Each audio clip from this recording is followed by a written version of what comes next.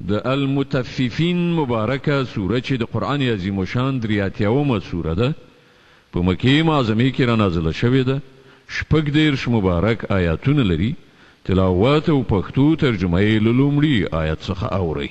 بسم الله الرحمن الرحیم. د الله په نوم چې ډېر زیات مهربان پورا رحم لرونکی دی. ويل للمطففين الذين إذا اكتالوا على الناس يستوفون وإذا كالوهم أو وزنوهم يخسرون. تباهی ده د کم ورکوونکو د پاره. د هغو حال داسې دی چې کله له خلکو نه څه اخلي نو پوره یې اخلي، او کله چې هغو ته په پیمانه یا تله څه ورکوي نو کمې ورکوي. ألا يظن أولئك أنهم مبعوثون ليوم عظيم يوم يقوم الناس لرب العالمين. آیا دا خلک نه پوهیږي چې په یوه لویه ورځ را پاڅول کیدونکي دي، هغه ورځ چې کله ټول خلک د عالمیانو د پروردګار په حضور کې ودرېږي. كلا إن كتاب الفجار لفي سجين. هیڅکله نه چې دا کافران ګمان کوي ارومرو د بدکارانو عملنامې د سجین په دفتر کې دي. وما أدراك ما سجين. او ته څه خبرې چې د سجین دفتر څه دی؟ كتاب مرسوم ويل يومئذ للمكذبين الذين يكذبون بيوم الدين. یو کتاب دی لیکل شوی، تباهی ده په هغه ورځ د دروغ ګڼونکو لپاره چې د جزا ورځ دروغ ګڼي.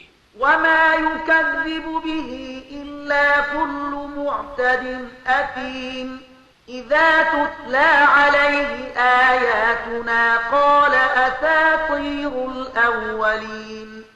او هیڅوک د جزا ورځ دروغ نه ګڼي مګر هغه څوک چې له حده تیری کوونکی بد عمله دی. هغه ته چې کله زموږ آیاتونه واورول شي نو وایي دا خو د پخوانیو وختونو ویناوې دي.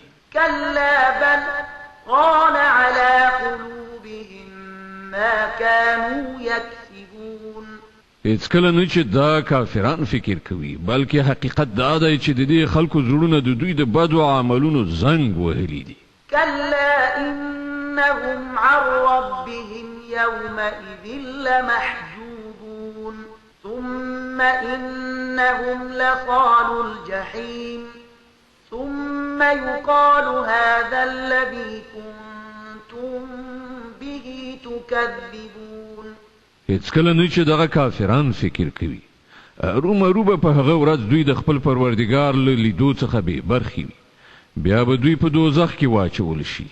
بیا به دوی ته وویل شي چې دا همغه څه دی چې تاسې دروغ ګڼلی وو. كلا إن كتاب الأبرار لفي عليين.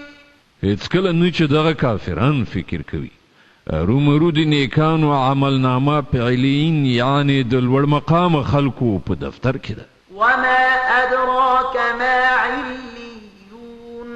او ته څه خبرې چې علیین یعنی د هغو لوړ مقام خلکو دفتر څه دی؟ كتاب مرقوم يشهده المقربون.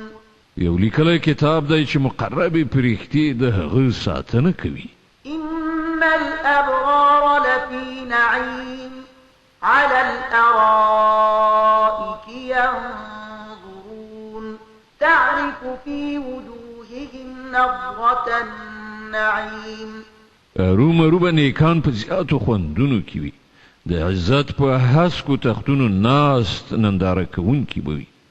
د هغو په څېرو کې به ته له نعمتونو څخه په ګټې اخیستلو د خوښۍ نښې لیدای شي.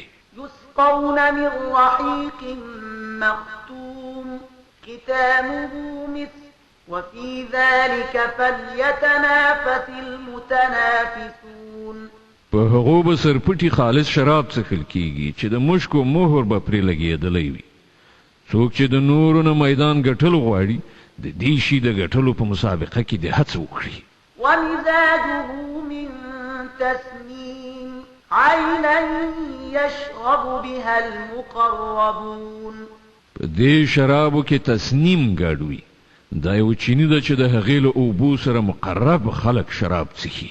إن الذين أجرموا كانوا من الذين آمنوا يضحكون وإذا مروا بهم يتغامزون وإذا انقلبوا إلى أهلهم انقلبوا فكهين. مجرمانو په دنیا کې په مؤمنانو باندې ملنډې وهلې چې کله به د هغو تر څنګ تېرېدل نو د هغوی لوري ته به یې د تمسخر سترګکونه وهل. کله چې به خپلو کورونو ته ورستنېدل نو د ملنډو وهلو د خوندونو په اخیستلو به ورستنېدل. وإذا رأوهم قالوا إن هؤلاء